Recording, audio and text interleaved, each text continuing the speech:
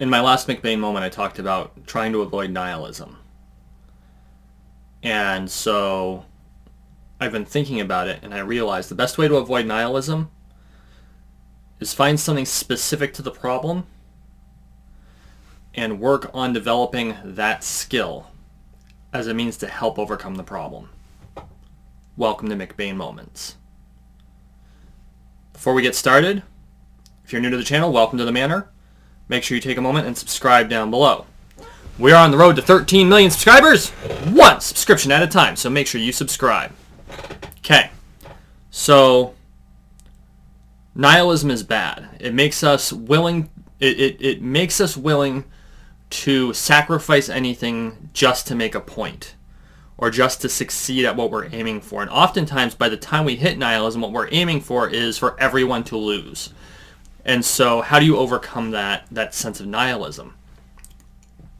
If you think about it, if you key in on one aspect of the thing that's causing the negative feeling, and you aim to develop that individual skill, or you develop that individual trait, then it will give you something to focus on that takes you out of the negative part of the situation, because now you have a piece that you can work on. And it might not be the absolute solution, and it might be a long way away, but by focusing on the individual piece of that solution, you are able to slowly work through the negative emotions that brought you to the point of nihilism.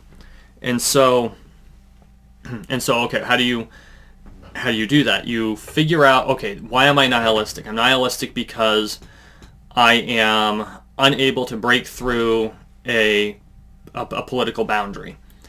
And so you go, okay, what's the political boundary related to? It's related to this set of skills, or this particular venue of practice or training or hobby.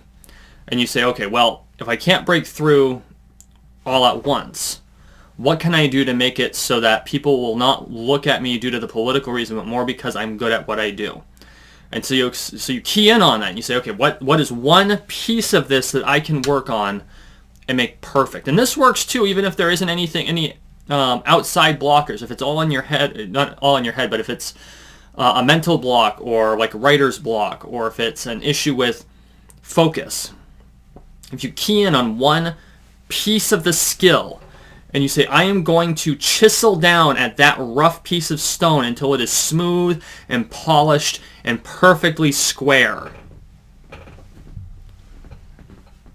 And so, by doing so, you'll have a measurable piece of accomplishment. And once you finish with that measurable piece of accomplishment, you can move on to the next piece, which is measurable. And so, by doing so, you slowly start to make these building blocks, and these building blocks are slowly formed, and you chisel away at them, and you smooth out the rough edges, and you polish them all nice and shiny, and then you take the next block and you do the same thing, and you line them up, and you're building the foundation of what you need to overcome whatever blockage is standing in your way. And over time, you'll notice you don't just have a foundation, but you've got walls and pillars. And so, okay, what do you do with these walls and pillars? And you put a roof over it, and you've got yourself a house. But the idea is that by building yourself slowly, by perfecting each individual piece, if you can't get away with doing it the way most people do it, which most people, the houses they build around themselves are somewhat roughly hewn. They're not completely polished. They're functional, and they're stable, and they're well built. And you've got mortar in there to keep the stones all together nice and pretty, and so that, because the stones aren't perfectly polished in most cases, especially not building stones. So you use mortar to kind of fill in the gaps and make sure that they all stay together and it's all nice and sealed.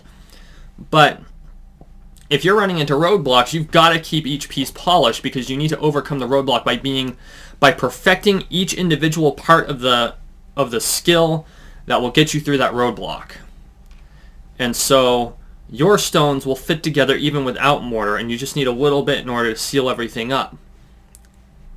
And so you take the first piece that you can refine down to a science, like get it perfect, and spend like a year on it. and just drill down and get it so that it's just absolutely polished.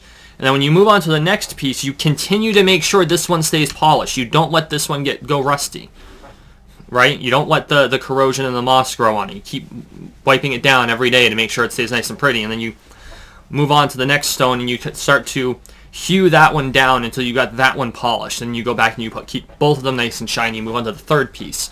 And so by doing so over time, you're going to build these blocks up around yourself. And it's probably going to take you, it could take you much longer, and it will take you much longer than the people who are putting normal building blocks to build their houses around themselves.